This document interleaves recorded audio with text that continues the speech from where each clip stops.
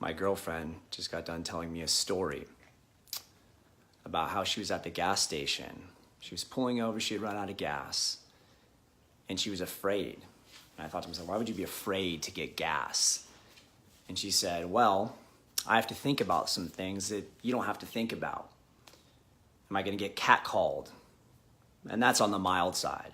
Or am I potentially going to get full-on harassed, or worse yet, raped, assaulted?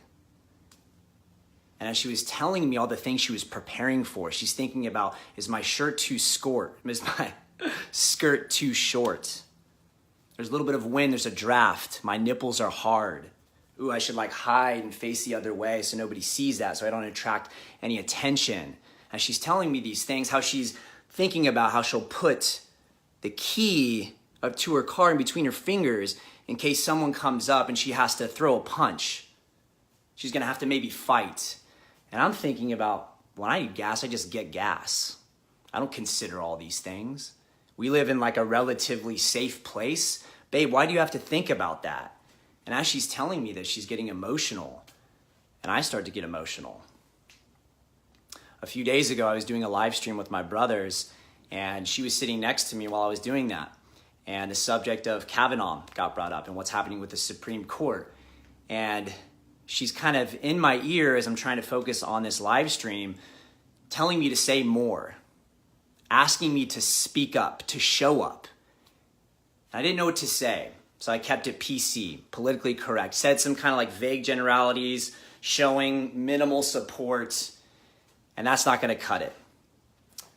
The reason why it's tough to be a young man, a man of, let's say, white privilege in today's society, is because I have to fucking speak up. And that hurts. That's scary. My heart is beating right now. It took me a hot minute to press live on this.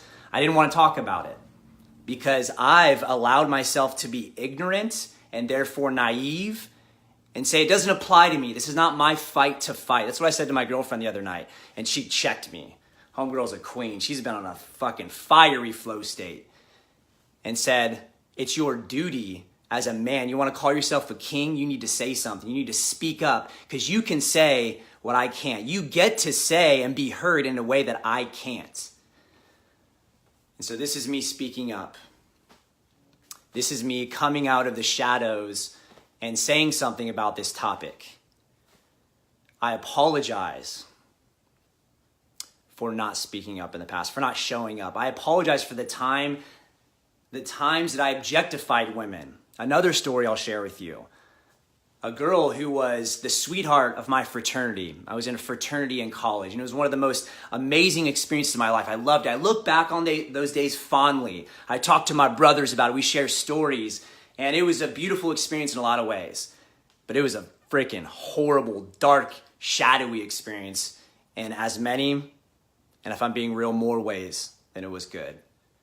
And so this lady who was the sweetheart of our fraternity shared how she held a lot of resentment around that experience. How she felt like she had to be one of the boys and engage in all the disgusting conversations, the objectification, the powwowing about bitches, about getting pussy, implying this awful culture, like exemplifying this, bragging about how they were coercing and manipulating women to sleep with them, to hook up with them. And I was a part of those conversations. I engaged in that type of activity. And I'm not proud to say that. Now, while I might not have raped a woman, I've done things in my life to women that I don't feel proud of. And to the women, I apologize for that. My commitment is that I will not contribute to this cause anymore. And sometimes I allow myself to be ignorant of it because I don't really hang around the communities I used to once upon a time. And this topic, those conversations that I used to have that were just another day in the park in the fraternity, growing up in Ohio with the good old boys, I'm not in those conversations much anymore. But I'll tell you what, when I get around those circles, I feel that energy rise sometimes, and I still talk that way. I'll call my best friend a pussy or being a little bitch.